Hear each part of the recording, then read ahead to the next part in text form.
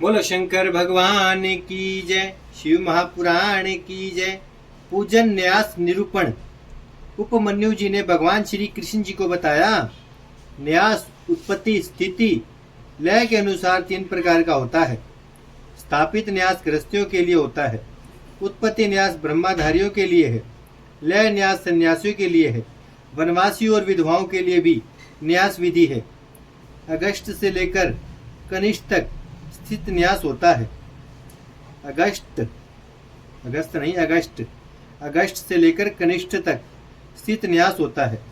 दक्षिण अंगुष्ठ से वाम अंगुष्ठ तक उत्पत्ति न्यास होता है। वाम अंगुष्ठ से शिव अंगुष्ठ तक लय न्यास होता है। इस तरह बिंदु के साथ साथ नरकादि वर्णों का कर्मश न्यास करना उचित है। तल और अनामिकाएं शिव का न्यास करें। 200 दिशाओं में शस्त्र मंत्रों द्वारा अस्त्र न्यास होना चाहिए।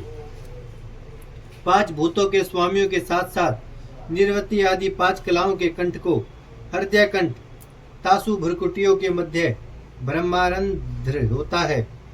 दग्ध शरीर में कलाओं का स्पर्श करें, उसे अमृत द्वारा विलक करके शरीर को उच्च स्थान पर स्थित करें।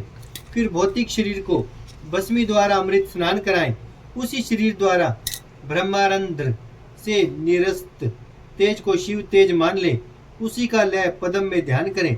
फिर शिव व्याधित मार्ग द्वारा अंगादि न्यास करके एवं चरण भावी में वन न्यास होना चाहिए। उत्तम ध्यानी ज्ञानी पुरुष संसार सागर में तैरता रहता है। ध्यान ज्ञान द्वारा आनंद मोक्ष मिलता है। सांगोपांग पूजन विधि। उपमन्यु जी बोले, हे श्री कृष्ण जी, शिव पूजन करना तो परम फलदायक है। बड़े बड़े पापी, ब्रह्मा हत्यारे, चोर, गुरु पत्नी को कुदृष्टि से देखने वाले और व्यभिचारी व्यक्ति भी बिना मंत्रों के ही यदि शिव जी का पूजन करें तो भी उसके सभी पाप तुरंत समाप्त हो जाते हैं। इसलिए पतित व्यक्तियों को तो शिव पूजन अवश्य करना चाहिए। शिव पूजन में बंधन में पड़े व्यक्ति के बंधन छूट जाते हैं। शिव पूजन करने से जीवन सफल हो जाता है। अतः शिव पूजन और शिव भक्ति प्रत्येक व्यक्ति के लिए आवश्यक है। इसके समान और कोई दूसरा धर्म नहीं है। पूजन करने के पश्चात प्रसाद बांटना चाहिए। आवरण पूजा का विधान। उपमन्यु महर्षि बोले, हे श्री कृष्ण जी, सदा शिव के दर्पण में दाईं ओर गणेश जी और बाईं ओर स्वामी कार्तिकेय की मूर्ति स्थापित करके पूजा करनी चाहिए। इसके बाद शक्ति की पूजा करें। इसके पश्चात अग्निकोण से आरंभ करके 8 प्रतिमाओं की पूजन करनी चाहिए। इसके बाद नंदी की दक्षिण में और महाकाल की उत्तर में पूजा करें। चौथे आवरण में ब्रह्मा जी की पूजा करें। उसके बाद पश्चिम में आवरण के साथ रुद्र की पूजा करें।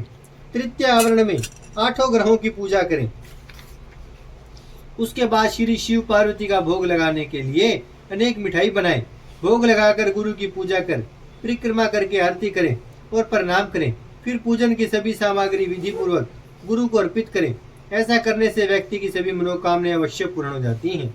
बोलो शंकर भगवान की जय, शिव महापुराण की जय। भजमन नारायण नारायण नारायण, श्रीमन नारायण नारायण नारायण, लक्ष्मी नारायण नारायण नारायण, सत्य नारायण नारायण नारायण। भजमन नारायण श्रीमन नारायण, लक्ष्मी नारायण सत्य नारायण, भजमन नारायण नारायण नारायण।